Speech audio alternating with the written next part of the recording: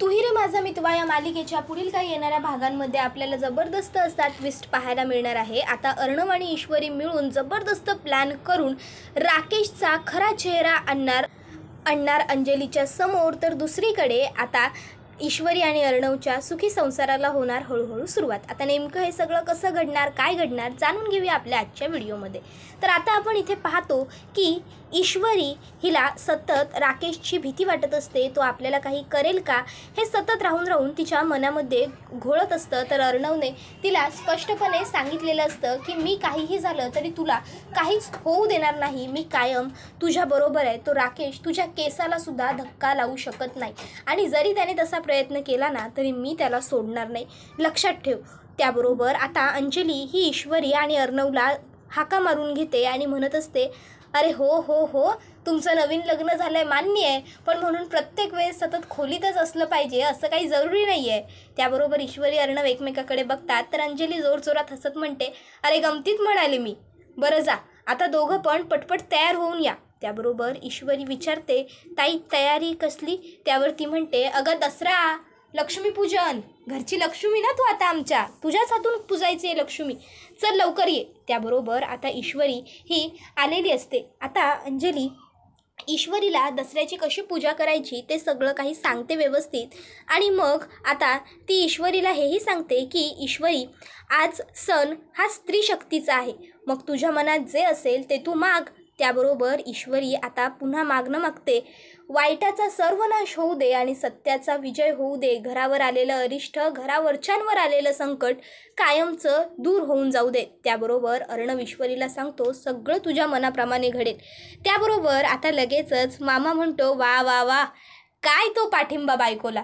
त्याबरोबर आता लगेचच अंजली ईश्वरीला म्हणते, बरं आता दोघांच्या एकमेकांकडे बघण्याच्या नजरा पूर्ण झाल्या असतील तर सुनबाई जरा तुम्ही मिठाई म्हणून जी जिलेबी बनवली आहे ती आणाल का प्रसादासाठी? अगं जा जिलेबी घेऊन ये आणि तुझ्या हाताने नैवेद्य दाखव। त्याबरोबर ईश्वरी म्हणते, हाव आणते लगेच। ईश्वरी जेव्हा नैवेद्याची जिलेबी घेऊन जाण्यासाठी आलेली असते त्याबरोबर राकेशसुद्धा आता पाठच्या दाराने तिकडे आलेला असतो आणि तो आता ईश्वरीला म्हणत असतो, माझ्या इंदोरी जिलेबीच्या हाताने केलेल्या गोड गोड जिलेब्या खरंच किती गोड लागतील, अगदी उत्तम चविष्ट, एक जिलेबी मला तुझ्या हाताने भरव ना। आता तसंही तू बाहेर गेल्यावर माझी ती बावळट बायको तुला त्या चिंटूला जिलेबी भरवायला लावेलच, त्याला तर तू स्वतःच्या हाताने जिलेबी भरवशील, मग मला भरव जिलेबी। आता लगेचच त्या ठिकाणी अंजली आलेली असते। आता अंजली तिकडे येते आणि म्हणत असते, काय हो तुम्ही स्वयंपाकघरात काय करताय? त्यावर राकेश म्हणतो, अगं काही नाही, ह्या ईश्वरीजी बनवतायत ना जिलेबी तेच बघायला आलो होतो। त्यावर ईश्वरी ही ताबडतोब तिकडनं बाहेर निघून येते। अंजली आणि राकेशसुद्धा बाहेर येतात। ईश्वरी नैवेद्य वगैरे दाखवते, ईश्वरी ताबडतोब रूममध्ये जाते। ही गोष्ट अर्णवला खटकते। अर्णवसुद्धा ईश्वरी मागोमाग खोलीत येतो आणि ईश्वरीला काय झालं आहे असं विचारतो। त्यावर ईश्वरी अर्णवला सर्व घडलेला प्रकार सांगते, राकेश कशी तिच्याबरोबर जबरदस्ती करत होता ते सगळंच आता ईश्वरीने अर्णवला सांगितलेलं असतं। आता हे सगळं ऐकून अर्णव चिडतो आणि आता मी सोडणार नाही राकेशला असं म्हणत जात असतो। त्यावर ईश्वरी म्हणते, थांबा आता ताईपणा करून आपल्याला चालणार नाहीये, अहो त्याने मला अंजलीताईंच्या आणि माझ्या बाबांच्या जीवाची धमकी दिली आहे। त्यावर आता अर्णव म्हणतो, मग काय करायचं ते तूच सांग, तुला काय वाटतं, काय करू शकतो आपण, आपल्या हातात आहे तरी काय? त्याबरोबर आता ईश्वरी म्हणत असते की उत्तम कल्पना आहे माझ्याकडे। अर्णव म्हणतो, बोल पटपट। त्यावर ईश्वरी सांगते की माझ्या आसपास जेव्हा कोण नसतं तेव्हा राकेश माझ्यावर जबरदस्ती करण्याचा प्रयत्न पुरेपूर करतो, मला छेडण्याचा प्रयत्न करतो, याच गोष्टीचा आपण फायदा करून घ्यायचा। जर अंजलीताईंनी स्वतःच्या डोळ्यांनी स्वतःच्या नवऱ्याचा नीचपणा बघितला तर त्यांचे डोळे उघडले जातील। हां त्यांना थोडा त्रास होईल, धक्का बसेल या सर्व गोष्टींचा, पण त्यांना सावरून घेण्यासाठी आपण सगळे आहोत। त्यावर अर्णव म्हणतो, पण हे सगळं शक्य कसं होईल आणि घरात आपल्या एवढी सगळी माणसं आहेत, आजी, मामी, मामा, आकाश, त्यांचं सगळ्यांचं काय करायचं? त्यावर ईश्वरी म्हणत असते, आपण एक काम करूया, हे बघा उद्या तुम्ही आजीना मंदिरात जायला सांगा, अभिषेक वगैरे काहीतरी करायला सांगा त्यांना, आणि आकाश सरांना माझ्या घरी प्रसाद घेऊन पाठवा जिलेबीचा, माझ्या बाबांसाठी मी बनवलेला, मी त्यांच्याबरोबर जाणार आहे असं मी म्हणेन, पण अचानक माझ्या आईचा फोन यायचं नाटक करू आणि असं म्हणू की मी घरीच राहणार आहे, मामींना आणि मामांना तुम्हीच कुठेतरी बाहेर पाठवा। अर्णव म्हणतो, ठीक आहे। आता अर्णव हा सगळेजण डायनिंग टेबलवर बसलेले असताना अंजलीला सांगतो, ताई तू माझ्याबरोबर आज हॉस्पिटलला चल, तुझं रुटीन चेकअप करायचं राहिलं आहे, आपण तेवढं करून येऊ. अंजली म्हणत असते, नाही काय गरज आहे, अरे मी व्यवस्थित आहे. त्यावर ईश्वरी म्हणते, ताई अहो ते म्हणताय तेवढं तर जाऊन या ना. आता इतक्यात ईश्वरी म्हणते, आणि मी सुद्धा माझ्या माहेरी जाणार आहे आज.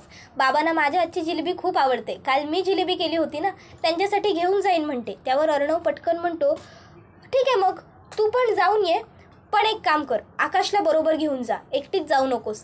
त्याबरोबर लगेचच आता ईश्वरी म्हणते, हो चालेल, मी आकाश सरांना बरोबर घेऊन जाईन. त्यावर अर्णव म्हणतो, मला जरा एक महत्त्वाचा फोन करायचा आहे, मी आलोच. अर्णव तिकडनं बाजूला गेल्यावर मामा म्हणतो, अरे दिवाळी येते, दिवाळीची बरीचशी खरेदीसुद्धा करायची आहे. मी एक काम करतो, मी वल्लरीला माझ्याबरोबर घेऊन जातो आणि आम्ही दोघं नवरा बायको सगळी खरेदी करून घेतो. आता अर्णव हा मुद्दामून बाजूला जाऊन ईश्वरीच्या फोनवरती फोन करतो. आता ईश्वरीने अर्णवचा नंबर थोड्या वेळापुरती आई असा सेव्ह केलेला असतो. आता ईश्वरी मुद्दामून तो फोन अंजलीला दाखवतच उचलते आणि म्हणते, घ्या 100 वर्ष आयुष्य, आईचाच फोन आला. आणि मग ईश्वरी फोन उचलते आणि म्हणते, हो का, बरं बरं ठीक आहे. अगं आई, पण आज खरं तर मी येणार होते, तू आणि बाबा नाहीच आहात का?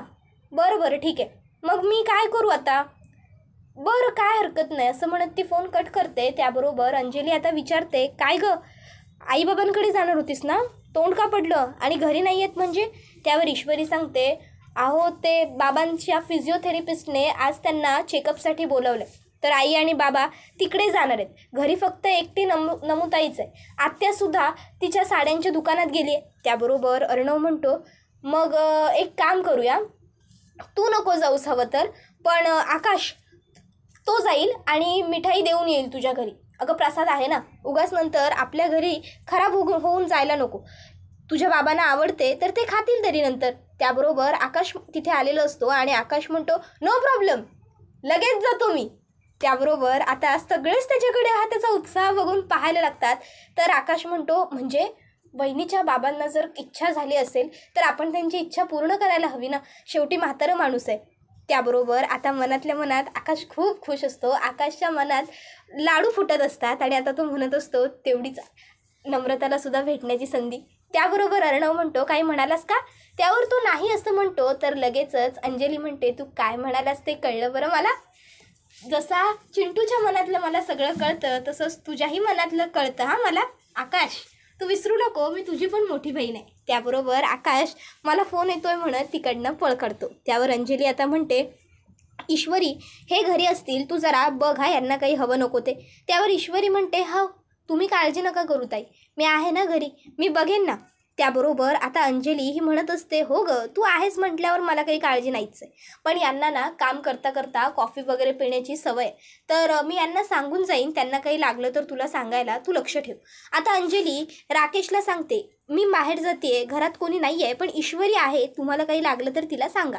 आता राकेश म्हणतो, हेच तर हवं होतं मला. अंजली म्हणते, काही म्हणालात का? त्यावर राकेश म्हणतो, अगं काय बायको, मला तुझ्याबरोबर यायचं होतं तुझ्या चेकअपला, पण आता तूच म्हणतेस मी घरी थांबावं, तर काय करणार? त्यावरती म्हणत असते, अहो तुम्ही कशाला येताय, दमून आलाय की नाही तुम्ही एवढ्या दिवसांनंतर, मग तुम्ही घरीच राहा ना, आराम करा तेवढा. आणि तसंही चिंटू आहे ना माझ्याबरोबर, तो असताना मला काही त्रास होणार आहे का? इतक्यात तिथे आता आजीसुद्धा आलेली असते आणि आजी आता म्हणायला लागते, चिंटू मला सुद्धा देवळात जायचं आहे, मला देवळात सोड. आता अर्णवने बोलण्या अगोदरच आजी स्वतःहूनच देवळात जायचं आहे बोललेली असते, त्यामुळे अर्णवला आनंद होतो. अर्णव म्हणतो, हो हो चालेल आजी, पण आज अशी अचानक देवळात वगैरे, म्हणजे का जातेस देवळात? काही म्हणजे गुरुजींना वगैरे तुला भेटायचं आहे का आपल्या? आता अर्णव आजीला का विचारत असतो, जेणेकरून त्याला कळेल की आजीला नक्की मंदिरात किती वेळ लागणार आहे. त्याबरोबर आता आजी ही अर्णवकडे रागाने बघते. तर अर्णव म्हणत असतो, आजी अगं तुझ्याशी बोलतोय ना मी, सांग ना काय झालं ते. त्यावर लगेचच आता वल्लरी म्हणते, आपल्या बळजबरीच्या सुनबाई आल्यात ना घरात, मग त्यांच्यामुळे घरावरती जी संकटं येत आहेत, अरिष्ट येत आहेत, ती आता देवालाच दूर करायला सांगायची, म्हणूनच चालल्या आहेत आई देवळात अभिषेक करायला तुझ्या नावासाठी. त्याबरोबर अर्णवला कळतं, म्हणजे आजी काही 3-4 तास तरी कमीत कमी घरी येत नाही. त्याबरोबर आता राकेश हा अंजलीला म्हणतो, अंजली तू सांभाळून जा.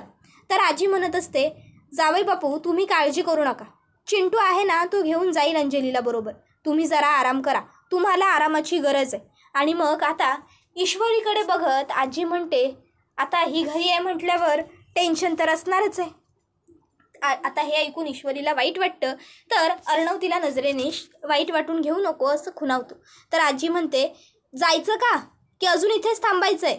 तसं अर्णव म्हणतो, मी सिंदर, आम्ही येतो जाऊन, आणि हो तू तुझी काळजी घे. आता खरं तर अर्णव हे मुद्दामूनच ईश्वरीला सांगतो, जेणेकरून राकेशला असं वाटावं की अर्णव ह्याला ईश्वरीची काळजी घे, म्हणजे त्याला सगळं माहिती आहे आणि तो हे सगळं काही सहजपणे करतोय, त्याच्या मनात काही प्लॅन वगैरे नाही आहे. तर आता अंजली म्हणते, हो बाबा, घेईल तुझी बायको काळजी, तू चल आता.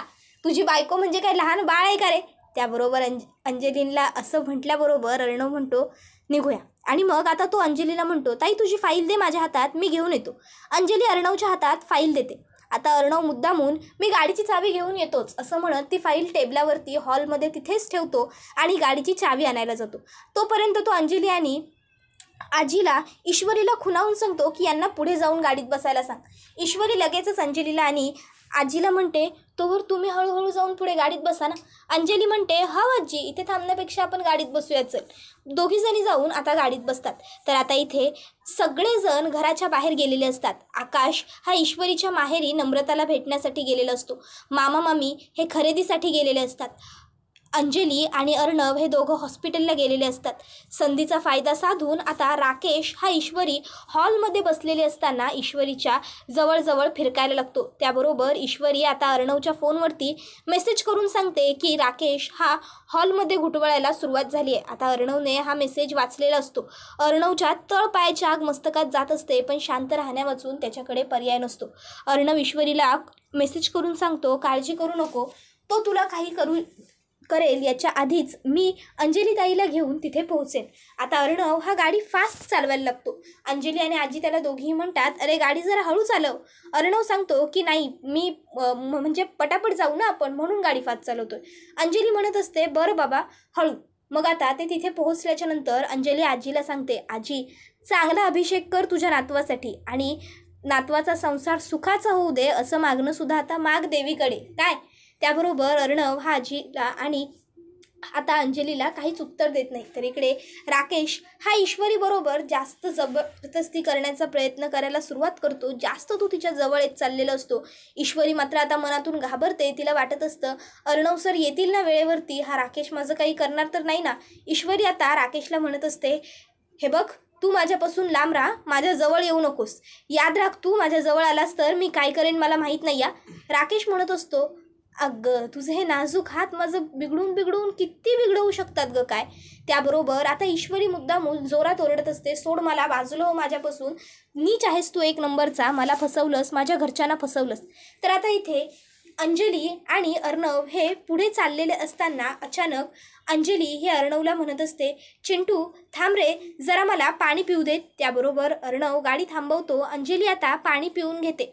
त्याबरोबर अर्णव म्हणत असतो, ताई अगं तुझी फाईल कुठे गेली?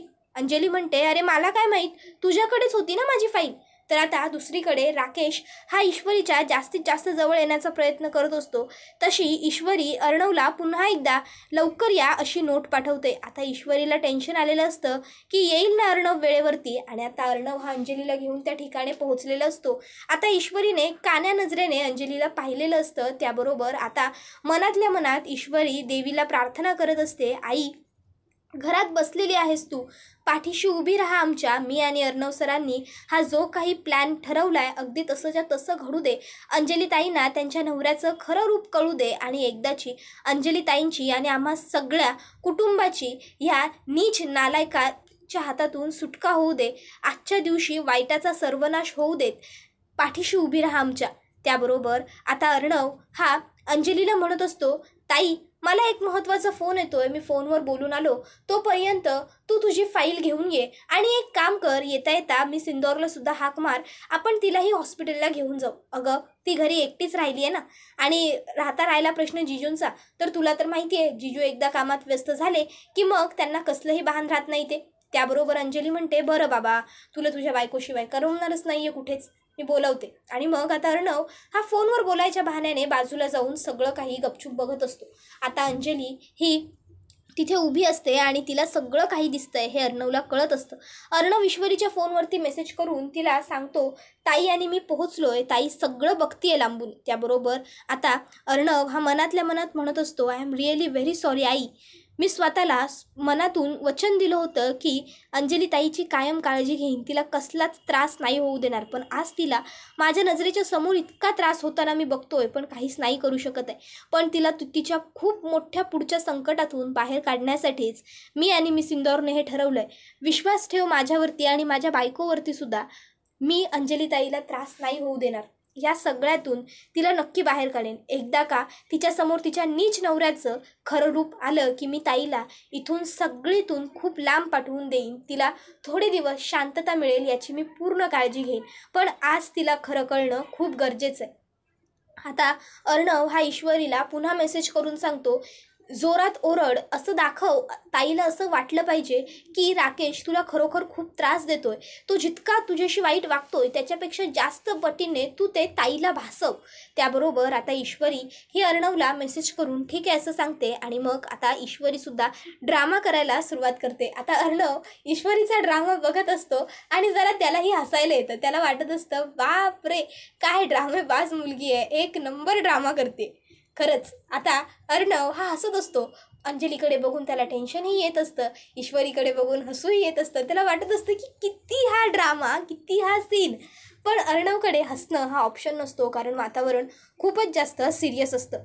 अर्णवच्या आतला भाऊ त्याला तिथे शांत उभा राहू देत नसतो. अर्णवला असं वाटत असतं की आपण पुढे जाऊन अंजलीला धीर द्यावा, आधार द्यावा. पण आज जर आपण पुढे गेलो तर आपण कायमची खूप मोठी चूक करून बसू, हे सुद्धा त्याला पुरेपूर माहीत असतं. त्यामुळे आता अर्णव हा पुढे अंजलीजवळ जात नसतो. तो तिथे स्वतःच्या हाताच्या मुठी घट्ट आवळून उभा असतो आणि मनात म्हणत असतो की आज एकदा का ह्या राकेश समोर चं खरं रूप ताईसमोर आलं की मी याला नाही सोडणार. तर दुसरीकडे आता आई बाबा आणि आत्या कोणीच घरात नसल्यामुळे नम्रता एकटीच हॉलमध्ये पुस्तक वाचत बसलेली असते. इतक्यात तिथे आकाश आलेला असतो. आकाश तिथे येतो आणि आता नम्रताला पुस्तक वाचताना बघून तो तिच्याकडे बघतच राहतो. नम्रता कादंबरी वाचत असते आणि ती हसत असते. इतक्यात आकाश तिकडे येतो आणि म्हणत असतो, आज खूप हसू आलेलं दिसतंय कोणाला तरी. त्याबरोबर नम्रता पटकन वर बघते. आकाशला बघून तिच्या चेहऱ्यावर आणखीन हसू येतं. त्यावर आता आकाश म्हणतो, बापरे आता तर आणखीन जास्त वाढलं हसू. त्यावर नम्रता म्हणते, नाही ते मी कादंबरी वाचत होते ना, तर म्हणून मी हसत होते. त्याबरोबर आकाश म्हणतो, अगं पण मी तुझ्याकडे एक्सप्लेनेशन मागितलेलंच नाही आहे. नम्रता म्हणते, तुम्ही या बसा, मी तुम्हाला पाणी देते. आणि नम्रता पटकन किचनमध्ये निघून जाते. आता ती आकाशसाठी पाणी आणते आणि म्हणते, चहा, कॉफी, थंड सरबत काय घ्याल. आकाश म्हणतो, बस तू इथे. आता नम्रता तिथे बसते. त्याबरोबर आकाशला ती विचारते, तुम्ही असे अचानक. त्यावर आकाश सांगत असतो, वहिनीने काल जिलेबी बनवली होती प्रसादासाठी, तर मग तिने आणि दादाने सांगितलं की तुझ्या बाबांना आवडते तर घरी तुमच्या देऊन या, म्हणून आलो आहे. तर आता इथे आजी ही अभिषेक करत असते, मागणं मागत असते देवीकडे की माझ्या नातवावरती, माझ्या घरावरती जे काही संकट आलेलं आहे ते सगळं दूर होऊन जाऊ दे. माझ्या नातवाच्या जीवाला कसल्याही पद्धतीचा धोका नको राहू दे. कायम त्याच्या सायाला राहा, त्याच्या पाठीशी उभी अस, प्रत्येक संकटातून त्याला बाहेर काढ. आणि मग आता आजी गुरुजींना सांगते, गुरुजी मला माझ्या नातवाच्या नावाचा, अर्णवच्या नावाचा अभिषेक करायचा आहे, त्याच्या नावाने दानसुद्धा करायचं आहे. मग गुरुजी आजीला अभिषेकाचं जे काही साहित्य असतं ते आणायला सांगतात. आजी ते साहित्य घेऊन येते आणि आता गुरुजी आता अभिषेक करतात. त्याचबरोबर आजी आता बाहेर असलेल्या काही गरीब लोकांना अन्नदान, त्याबरोबर वस्त्रदानसुद्धा करते, जेणेकरून अर्णवच्या आयुष्यात सगळं काही सुखाचं आणि सुरळीत व्हावं. इथे आजी अर्णवच्या सुखी आयुष्यासाठी प्रार्थना करते, घरावरचं अरिष्ट दूर व्हावं यासाठी प्रार्थना करते. तर दुसरीकडे खरोखरच ईश्वरी आणि अर्णव दोघं मिळून घरावरचं अरिष्ट दूरच करतायत.